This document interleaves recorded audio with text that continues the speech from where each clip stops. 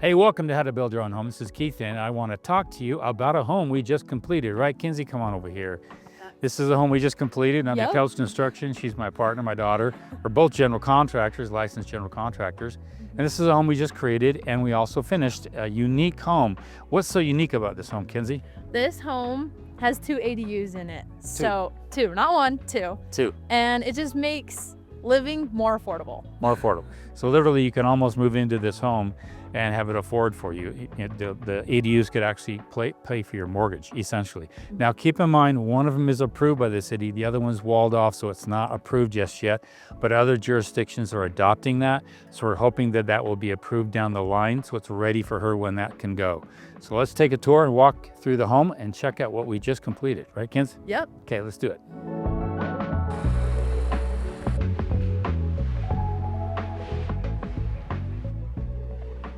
In this house, we've got some open living concept, kind of the input from the client as well as input from my architect. So we were able to create kind of a dining area if they wanted to, a nice living area facing an open kitchen. And one thing you want to keep in mind when you design homes is you want the kitchen offset, not right to the right when you come in. You want to kind of have it offset.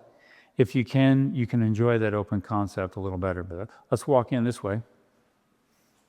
Got a fireplace over here. This here is one of the ADUs. This is a fire-rated door, and it locks from this side. So if they ever needed to, they could. One thing that this house could be used for is a person who's got hospice care. If a nurse was a hospice care, they could have 2 hospice care facilities right here and literally work from home and have no mortgage, okay? This here is the first ADU, and over in this area, we have a door already framed out, ready to go. So when it's approved with the city, we can actually cut that in.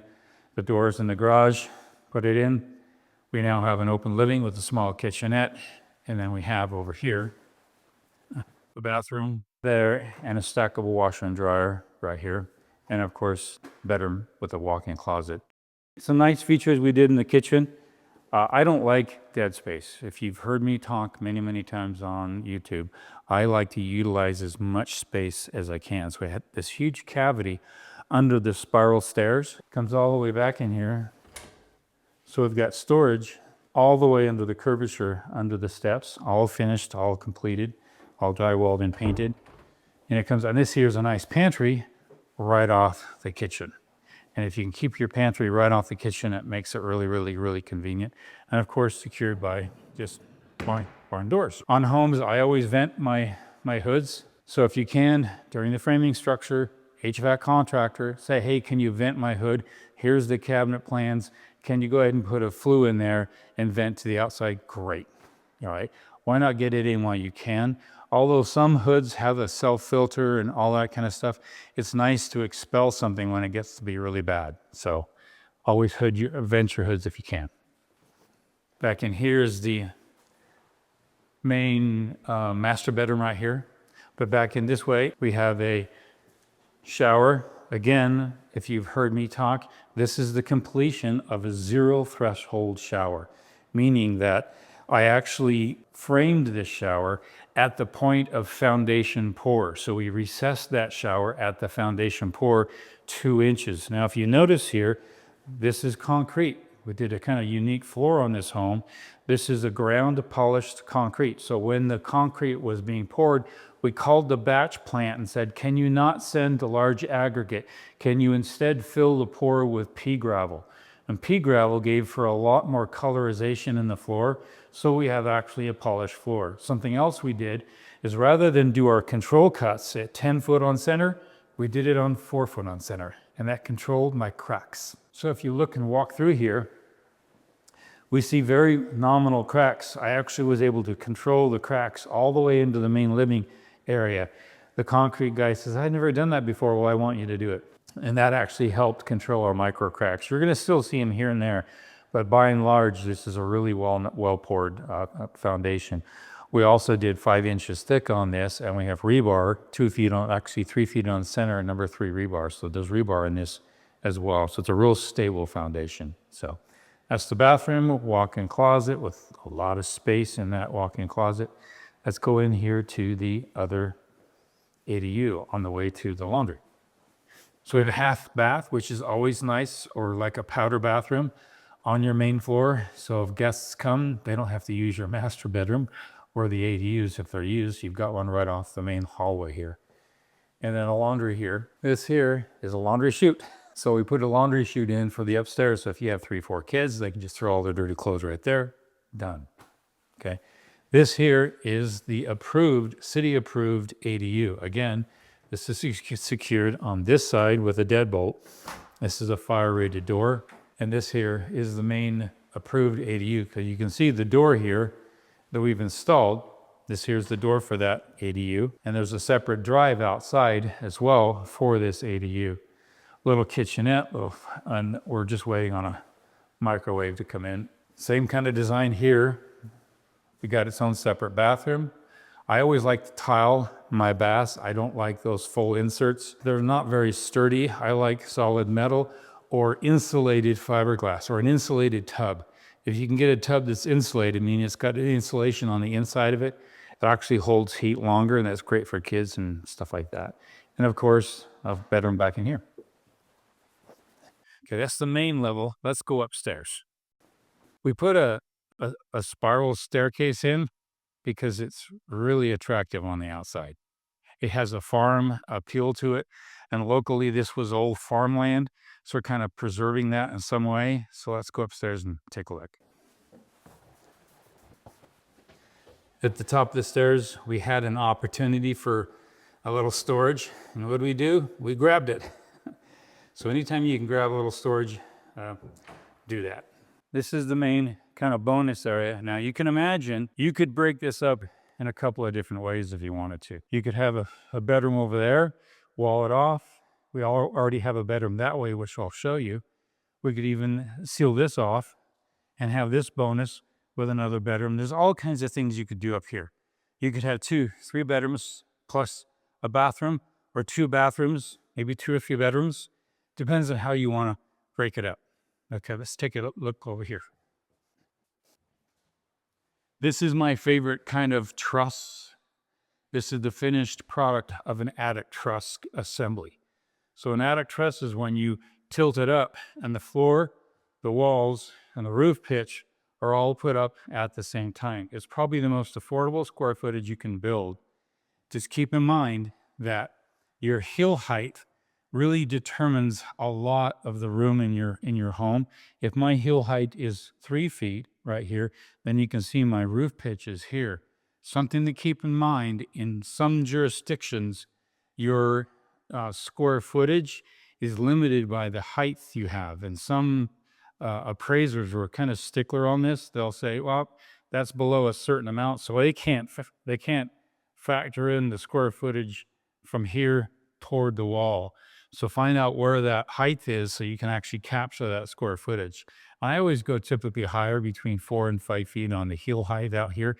You can go lower, and you may want to do that if the room is a big room, but if it's a smaller room like this, you're going to want that heel height to be higher. This is the factor that defines the whole nature and open feel of the room. Now, keep in mind, when you do a gable end like this, you have to have an egress window, and we have one right here. Any bedroom you have, you need to have an egress window, okay? And then we have a closet, bathroom with a bathtub right in here, and we also have another closet with a mattress. My client's already moving in. So I want to show you one thing here. This is when you have a dormer between the attic trusses. Now notice the attic truss is almost a little higher here. In that back bedroom, it was down lower. We raised this pony wall here, not a pony wall, but my heel height, substantial to get a lot more room in here. But this is what you call a shed dormer. I could do a gable dormer. I could do all kinds of dormers. My favorite is a shed dormer because it gives you the most light, the most open headroom, the most square footage, the most shoulder access, everything. If I had just a gable dormer and it came in like this, then I'm cutting off my light, I'm cutting off my headroom, I'm cutting off everything. Now keep in mind, a shed dormer is more of a farmhouse look, country appeal, And you may not like that look, but it's a popular look right now, but it gives you the most bang for the buck. Plus it's easier to frame. Everything is at right angles, so the roof comes right against that wall on the outside here. There's no valley to cut in, so you don't have any dead valleys, no crickets in the roof, less opportunity for leaks. All in all, a very, very good idea to do. I love shed dormers. We have all of our mechanical inside here, accessible, inside conditioned space. And if you've heard me talk, this whole mechanical here, my forced air system, it's inside conditioned space because I've got it all insulated in the back behind there. I didn't necessarily have to insulate that door. It's a hollow core door. So I insulated everything behind all that. Very efficient, and that takes care of upstairs, except one thing I want to mention. We did forced air downstairs, and this unit here actually services all the forced air for the main living down there. And you see the return air is up there in the ceiling, but our filter is inside here, not there. So I don't have to get on a ladder to climb up to service that. The forced air comes up through over there across the main living area. For upstairs, we have everything in mini splits up here in the ceiling. So we have units. This one here turns on this unit, and I love cassette systems because now I can control the heating in all of these separate units. Both the ADUs have their own condenser, their own mini split system. One for the front living area and one for the bedroom. Same thing for the other mini split as well. Very efficient. You can control thermostats and coat temperature and everything very effectively. We're living in a hot desert climate. And so we have one feature on this house. We have an aluminum shingle roof, my favorite roof. And that acts as a radiant barrier on top of the home. So we're keeping out heat during the summer and we're keeping in heat during the winter. It's very, very efficient, has a 100-year warranty from the manufacturer. A 100-year warranty. Name me any product out there that will give you a 100-year warranty. You can't. It gives you a 50-year warranty on the paint, also from the manufacturer. It can withstand 140-mile-an-hour sustained gust. Plus. It's when it rains, it cleans it off. There's been a lot of dirt work out here, so we're hoping that if the rain comes tonight, we can come out and get you some video of that. But all that, it combines and adds for extreme efficiency. So I hope you like this home. This is a home that could really fit the needs for a lot of families. So if you're looking for a way to monetize your home, this is it. I'm not a fan of big, huge apartment complexes and all that money leading to big pockets outside the community. I believe that some of that money should stay in our communities. This is a perfect example of that. A home with one ADU with the potential of 2 ADUs. Just imagine if more homes were like that. You could actually create more wealth in the community, more monetization inside the community, bringing young families or single individuals into established neighborhoods, mixing cultures like that. That's always a good thing to do in your community. But when you have all the young kids and the first-time home buyers that can't afford a home, they're all in a big complex and they're not integrated inside established residential neighborhoods, that's not necessarily good either. We need to create more opportunities for neighborhoods to have youth in them as much as possible. I grew up in Southern California, and one of the most terrible things I witnessed is people would buy a home in the San Fernando Valley, and pretty soon they couldn't afford it much, and young families couldn't afford to buy there, so they went out to Lancaster, then after to Barstow, and pretty soon all the youth was out in the desert and all the wealth and established, people were on the coast.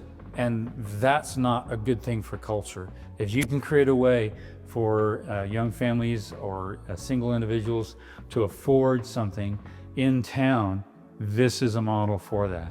So look at it, check it out. We enjoyed taking you through this tour.